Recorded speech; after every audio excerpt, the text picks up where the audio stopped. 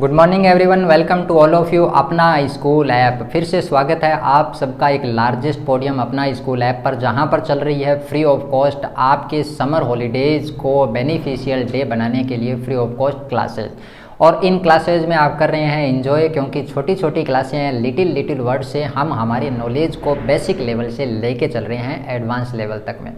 काफ़ी सारी क्लासेज के बारे में हम डिस्कस कर चुके हैं और आज जो हमारी क्लासेज है आपको ध्यान में होगा तो हम काफ़ी कुछ सीखते सीखते हमें ऑलमोस्ट 20 डेज हो चुके हैं और 20 डेज में हमने बहुत सारा नॉलेज है वो गेन कर लिया है। हमने कभी ऐसा सोचा भी नहीं होगा कि इस टाइप के क्लासेज का हमें इतना सारा बेनिफिट मिल सकता है। बहुत सारे बच्चों के तो अब तक के जो क्लासेज के अंदर रेगुलर टाइम में या स्कूल टाइम में या कोचिंग क्लासेज में बहुत सारा रहता था हेजिटेशन, जो छोटी छोटी चीज़ें पूछने में भी शर्माते थे। बट इन क्लासेज की वजह से वो सारी हेजिटेशन और सारे कंसेप्ट हो गए हैं क्लियर। तो ऐसा ही कुछ यूनिक और स्पेशल वीडियो के साथ आज पुनः हम हाजिर हुए हैं आपके सामने। तो चलिए देखते हैं आज के पिटारे में क्या होने वाला है स्पेशल वीडियो। देखिए, आज के वीडियो के अंदर हम कुछ छोटे छोटे रूल्स और छोटी छोटी चीज़ों के बारे में डिस्कशन करेंगे और हम देखेंगे कि उनका किस टाइप से यूज करना होता है। फर्स्ट ऑफ ऑल तो हम बात करेंगे कि रीऑर्डर ऑफ द सेंटेंस, यानी कि किसी भी सेंटेंस में कोई भी जो वर्ड दिए हुए हैं उनको रीऑर्डर कैसे सेट करना होता है। तो हम पहले एक डिस्प्ले में लगाते हैं कि सेंटेंस का मीनिंगफुल अपने आप में स्ट्रक्चर क्या होता है। देखिए, किसी भी सेंटेंस को मीनिंगफुल और सेंसफुल बनाने के लिए उसमें सबसे इम्पोर्टेंट थिंग होती है उसका सब्जेक्ट, आफ्टर देन होती है वर्ब। यानी किसी भी सेंटेंस को सेंसफुल और मीनिंगफुल बनाने के लिए हमें सब्जेक्ट और वर्ब होनी ज़रूरी है। हाँ, काफ़ी हद तक हम फ्रेजेस जो दी हुई होती है वो छोटे छोटे लिटिल वर्ड या हम कहें सिंगल वर्ब के अकॉर्डिंग भी सेंस निकल सकता है। तो हम अकेले वर्ब से भी सेंटेंस बना सकते हैं, सब्जेक्ट और वर्ब दोनों को मिलाकर भी सेंटेंस बना सकते हैं। There are 5 kinds of the sentences, list अपने सामने लगी हुई है। First is the simple sentence, second is the negative, third is the interrogative, fourth is the imperative and fifth is the exclamatory sentence. Simple sentence कहीं कहीं हमें लिखा हुआ मिलेगा अफर्मेटिव सेंटेंस, कहीं लिखा हुआ मिलेगा हमें पॉजिटिव सेंटेंस। बात वही है, मीनिंग वही है, बस नेम ग्रामर के बुक के लेवल के अकॉर्डिंग आपको अलग अलग देखने को मिल सकते हैं। सभी सेंटेंसेज में सबसे इम्पोर्टेंट जो सेंटेंस आ जाता है वो आता है interrogative sentence. There are 2 types of the interrogative sentences. हालांकि लेवल हमारा अगर बड़ा हो जाता है तो इंटेरोगेटिव में हम 3 टाइप पढ़ते हैं, बट आजकल मॉडर्न ग्रामर के अंदर हम 2 ही टाइप पढ़ रहे हैं। फर्स्ट जो इंटेरोगेटिव होता है वो इंटेरोगेटिव फर्स्ट टाइप कहलाता है, second is the interrogative second type कहलाता है।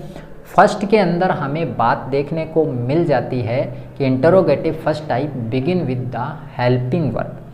हेल्पिंग वर्ब सारी की सारी हमने टेंस के टॉपिक में डिस्कस की थी। हमने टोटल हेल्पिंग वर्ब बताई थी 22, टोटल टेंस बताए थे 12। यानी हमारे पास में present tense, past tense and future tense, तीनों टेंस के आगे 4 पार्ट बताए थे। 4 पार्ट मिक्स करने के बाद में टोटल 12 टेंस बने थे और टोटल 12 टेंस से हेल्पिंग वर्ब निकल के आती है टोटल 22 हेल्पिंग वर्ब से शुरू होते हैं इंटेरोगेटिव फर्स्ट टाइप के सेंटेंसेस। खास बात ये है, किसी भी हिंदी सेंटेंसेज में जो क्वेश्चन वर्ड होता है जिसे हम प्रश्नवाचक शब्द कहते हैं, वह क्वेश्चन वर्ड अपने आप में सेंटेंस के स्टार्टिंग के अंदर आता है। फॉर एग्जांपल, क्या आप दूध पीना पसंद करते हैं? क्या आप रोज़ विद्यालय जाते हैं? क्या आप सुबह जल्दी उठते हैं? सभी सेंटेंसेज में क्वेश्चन वर्ड कहाँ पर आ रहा है? स्टार्टिंग में आ रहा है, हिंदी वाले। जब हिंदी के क्वेश्चन वर्ड किसी भी सेंटेंस के स्टार्टिंग में आएंगे तब इंटेरोगेटिव फर्स्ट टाइप होएगा। जब आपको इंटेरोगेटिव सेकंड टाइप यूज करना होगा तब आपको ध्यान देना है यही क्वेश्चन वर्ड सब्जेक्ट वाली जगह में, मतलब बिगिनिंग वाली जगह से हटकर कहाँ पर आ जाते हैं?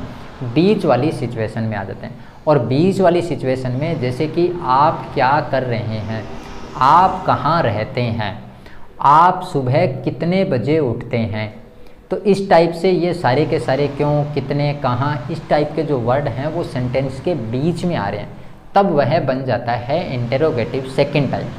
बट इनका ट्रांसलेशन करते समय आपको क्या ध्यान रखना होता है, ध्यान रखने वाली बात जो आती है वो अपने आप में आ जाती है इंटेरोगेटिव सेकंड टाइप के अंदर। हमारे पास में सारी की सारी चीज़ें WH फैमिली से स्टार्ट की जाती है।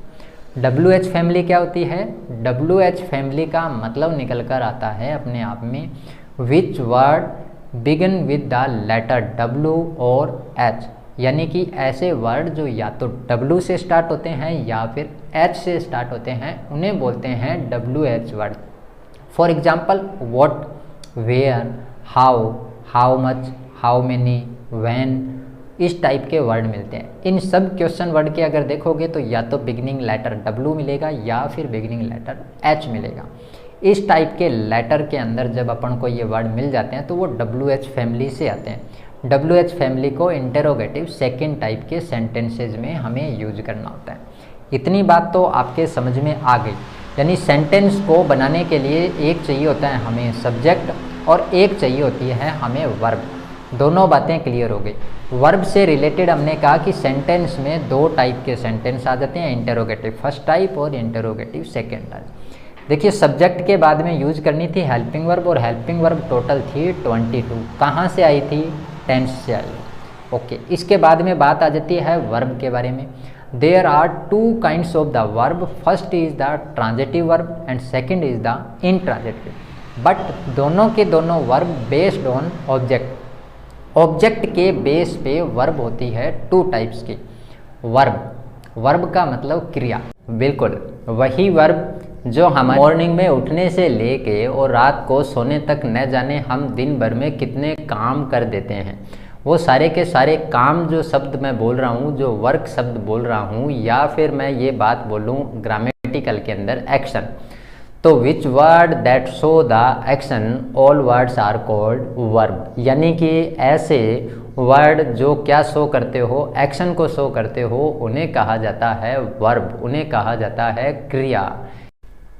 फिर वर्ब होती है अपने आप में सिंगुलर और वर्ब होती है प्लूरल। ठीक उसी तरीके से जैसे कि हमने नाउन से जेंडर बनाना सीखा था, नाउन से हमने नंबर बनाना सीखा था।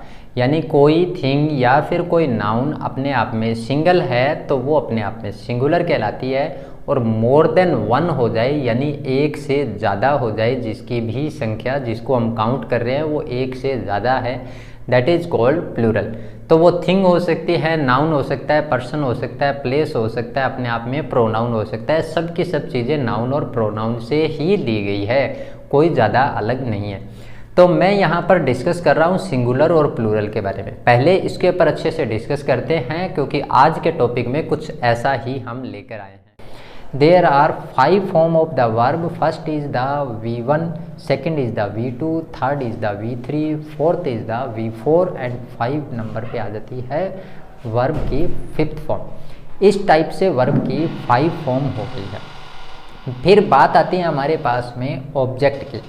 देखिए ऑब्जेक्ट को फाइंड करने के लिए एक सिंपल सा रूल आता है। आप वर्ब से 2 क्वेश्चन पूछेंगे, एक क्वेश्चन आता है व्हाट, एक क्वेश्चन आता है whom।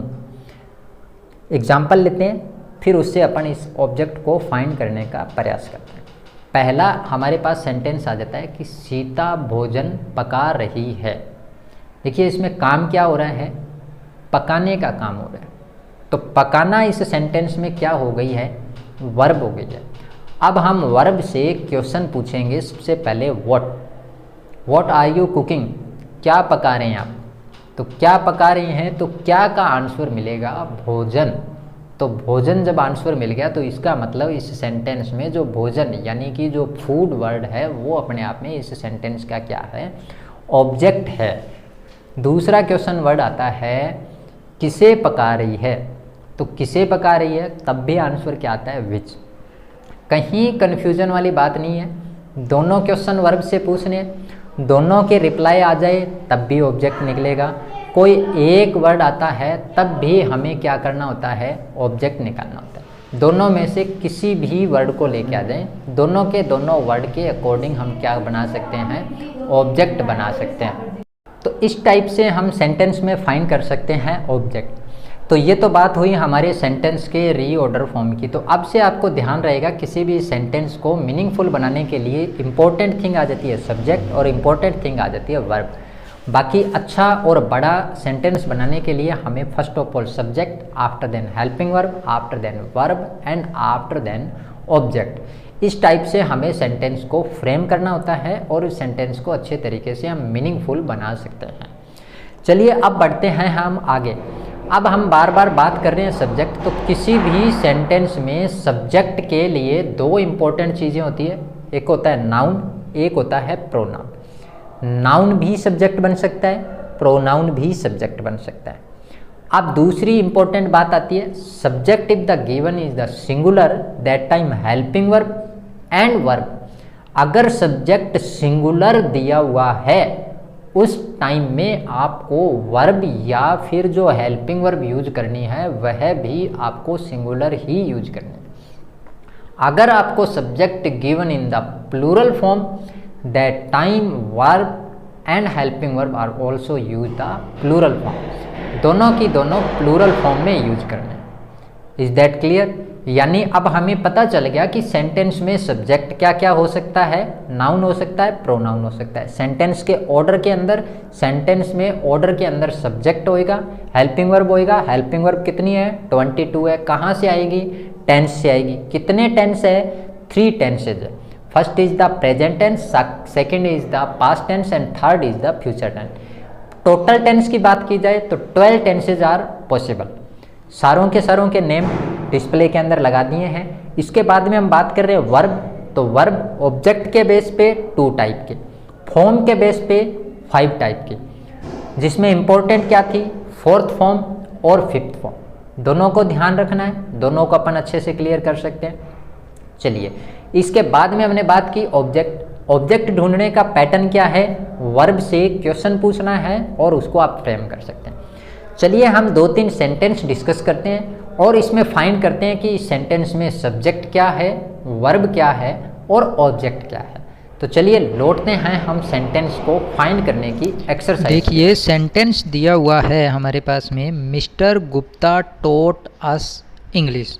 तो फर्स्ट ऑफ ऑल सेंटेंस को रीड करना है be carefully, after then find the verb. तो सेंटेंस में हमें ढूंढनी है वर्ब कि मिस्टर गुप्ता क्या कर रहे थे। तो क्या कर रहे थे? टॉट यानी पढ़ा रहे थे, पढ़ाने का काम कर रहे थे। तो इसके अंदर टॉट हो गई है वर्ब। अब वर्ब से पूछेंगे हम क्वेश्चन। तो सबसे पहला क्वेश्चन पूछेंगे कि मिस्टर गुप्ता क्या पढ़ा रहे हैं, यानी कि मिस्टर गुप्ता क्या टॉट कर रहे हैं। तो क्या का आंसर आ जाएगा इंग्लिश। तो इंग्लिश हो जाएगा इस सेंटेंस में ऑब्जेक्ट। दूसरा वर्ब से हमें क्वेश्चन पूछना होता है किसे। तो वो किसे इंग्लिश पढ़ा रहे हैं, मतलब किसे पढ़ाते थे। तो किसे पढ़ाते थे? तो अस इसके अंदर लिखा हुआ है और अस इसके अंदर क्या हो गया? हमें पढ़ाते थे।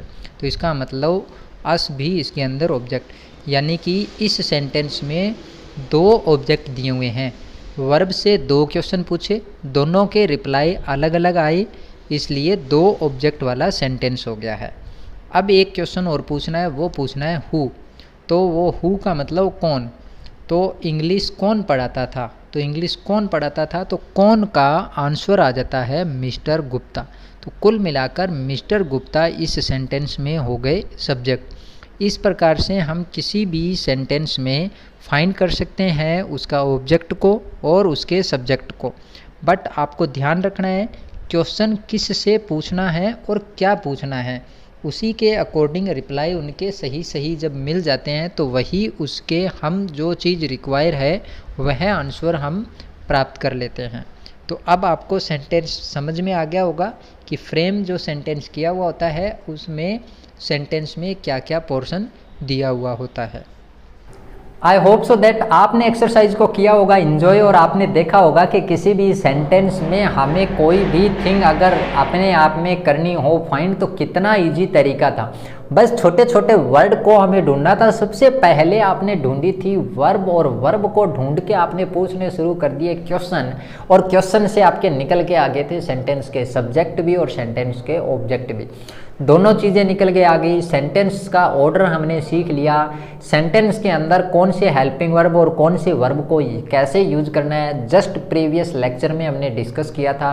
उसके रूल्स रेगुलेशन हमने देखे थे कि किसी भी सेंटेंस में आपको वर्ब अगर फिल करनी है या फिर आपको फिल करनी है अपने आप में किसी भी टाइप की हेल्पिंग वर्ब, तो कैसे आइडेंटिफाई करें उस टेंस को भी। इससे रिलेटेड मैं आपको अभी एक रूल और बता देता हूँ। काफ़ी सारे रूल हम डिस्कस कर चुके थे और उनके बारे में भी हम जानकारी प्राप्त कर चुके हैं। चलिए मैं आपको एक और शॉर्ट ट्रिक के साथ में एक आपको फ्रेम करने का रूल बताता हूँ और उससे समझिए कि आप किस टाइप से सेंटेंस में आइडेंटिफाई कर सकते हैं किसी भी टेंस को। देखिए डिस्प्ले में एक रूल लगा हुआ है। इस रूल में लिखा हुआ है कि किसी भी सेंटेंस में कई बार क्या होता है, हमें सब्जेक्ट के बाद में फिल इन द ब्लैंक दिया हुआ मिलता है और ब्लैंक के बाद में भी कुछ वर्ड्स लिखे होते हैं, या तो ब्लैंक के जस्ट बाद में एक ब्रैकेट में वर्ड लिखा हुआ मिल जाता है या सेंटेंस कंप्लीट होने के बाद में वर्ड लिखा हुआ मिलता है और उस वर्ड के अंदर हमें कोई भी हेल्पिंग वर्ब या वर्ब नहीं लिखी हुई आती। सबसे वंडरफुल और आश्चर्यचकित करने वाली बात, तो सरप्राइज करने वाली ये है, वहाँ पर लिखा हुआ मिल जाता है BEB।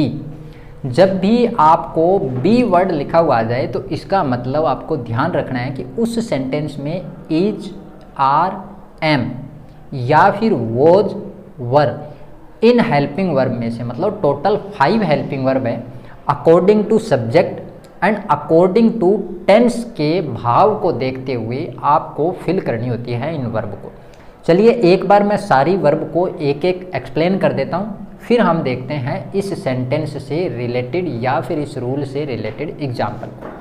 सबसे पहले आती है इज। इज निकल कर आती है प्रेजेंट कंटिन्यूस टेंस से, आर भी प्रेजेंट कंटिन्यूस टेंस से और एम हमने प्रेजेंट कंटिन्यूस टेंस को हमें यूज करना था सिंगुलर सब्जेक्ट के साथ में और आर को यूज करना था प्लूरल सब्जेक्ट के साथ में। वहाँ पे अपने आप में एक हेल्पिंग वर्ब अलग निकल कर आई थी और वो हेल्पिंग वर्ब निकल के आई थी एम, यानी AMM, जिसका यूज ओनली ऑन किसके साथ करना था, आई के साथ करना था। वो अपने आप में वहाँ पर टेंस की एक ऐसी हेल्पिंग वर्ब थी जिसके अंदर हमारे पास में 3 हेल्पिंग वर्ब दी हुई थी। बाकी पूरे के पूरे 12 के 12 टेंस जब हम पढ़ते हैं तो पूरे 12 टेंस के अंदर टोटल हमें 22 हेल्पिंग वर्ब पढ़नी पड़ती है, बट एक अपने आप में कंटिन्यूस और वो भी प्रेजेंट कंटिन्यूस, जिसके अंदर हमें 3 हेल्पिंग वर्ब के बारे में डिस्कशन करना था और तीनों के तीनों हेल्पिंग वर्ब हम अच्छे से पढ़ चुके थे। फिर हमने देखा था कि वॉज का यूज कैसे किया जाए और वर का यूज कैसे किया जाए। तो सेम पैटर्न वही था कि अगर वॉज के अंदर सिंगुलर फॉर्म आएगी तब हमें अपने आप में सिंगुलर सब्जेक्ट के साथ में यूज करना था और वर के साथ में भी सेम सिचुएशन थी कि हमें प्लूरल नाउन और प्रोनाउन को देख के वर को फिल करना था। एक कॉमन डिस्प्ले लगाता हूँ, देखिए आप डिस्प्ले में सबसे पहले ऊपर लिखा हुआ आ रहा है is, are, am, second number पे लिखा हुआ आ रहा है वॉज, वर और नीचे लिखा हुआ आ रहा है हैज, हैव। आप इनकी स्पेलिंग पढ़ के देखेंगे ध्यान से तो आज आप होने वाले हैं सरप्राइज, वंडरफुल। आज तक आपने कितनी बार न जाने क्लास टाइम में, टेस्ट टाइम में, बुक रीड करते समय, आपके टीचर ने पढ़ाते समय ज़रूर से इन स्पेलिंग को बहुत बार आपको रिवाइज कराया होगा, बट मैं अपने आप में कंफर्म हूँ कि ये जो आज बात बताने वाला हूँ ये आपने नहीं देखी होगी। देखिए तीनों हेल्पिंग वर्ब की मैं स्टार्टिंग की अगर बात करूं तो सबसे पहली लाइन के अंदर इज लिखा हुआ है जिसकी स्पेलिंग का लास्ट लेटर लिखा हुआ आ रहा है एस। ठीक इसी तरीके से उसके नीचे लिखा हुआ आ रहा है वॉज जिसका भी लास्ट लेटर आ रहा है एस। इसी प्रकार से आप हैज की स्पेलिंग में जाएंगे तो लास्ट लेटर मिल रहा है एस। और कितनी अपने आप में कोइंसिडेंटली बात है कि जो टीचर आज आपको पढ़ाने जा रहे हैं उनके नेम का फर्स्ट लेटर भी है एस, यानी सागर सर। चलिए बहुत अच्छी बात है, ये तो सारे के सारे कोइंसिडेंटली। और सब क्या है इस एस का राज, देखिए अपने आप में नाउन से जब हम सिंगुलर बनाते हैं तो सिंगुलर के लिए स्पेलिंग स्टार्ट होती है एस। अब आप बात समझ गए होंगे कि जब जब हेल्पिंग वर्ब की स्पेलिंग का लेटर अगर लास्ट में एस मिल जाता है तो वह सिंगुलर सब्जेक्ट के साथ में यूज की जाएगी और रिमेनिंग हेल्पिंग वर्ब है वो प्लूरल सब्जेक्ट के साथ यूज की जाएगी। अच्छा, इतनी बड़ी बात हमने अब एक साथ इसलिए कनेक्ट करके बताई है कि हम सारी हेल्पिंग वर्ब को कैसे कैसे यूज किया जाएगा इसके ऊपर तो डिस्कशन कर नहीं सकते, तो हमने एक शॉर्ट ट्रिक बना ली कि जब जब आपको जिसकी भी स्पेलिंग पढ़ने को मिले हेल्पिंग वर्ब की और उसका लास्ट लेटर मिल जाए आपको एस, तो याद कीजिए कि सागर सर का एक ही फॉर्मूला था कि स्टूडेंट को पढ़ाने के लिए एस फॉर था सिंगुलर, तो जब एस आ जाए लेटर लास्ट में तो इसका मतलब कितनी इंटरेस्टिंग बात होगी है कि वो सारी की सारी हेल्पिंग वर्ब कैसी होगी, सिंगुलर होगी। और ये लाइफ टाइम रहने वाला है, अपने ऐप के ऊपर फंडा आपको याद रहना। कितना अच्छा बेसिक कंसेप्ट था, बहुत अच्छा। तो आप इस टाइप से भी किसी भी चीज़ को लर्न करते समय, रिवाइज करते समय इस टाइप से लर्न कीजिए ताकि वह क्लासें आपको अच्छे से याद रहे।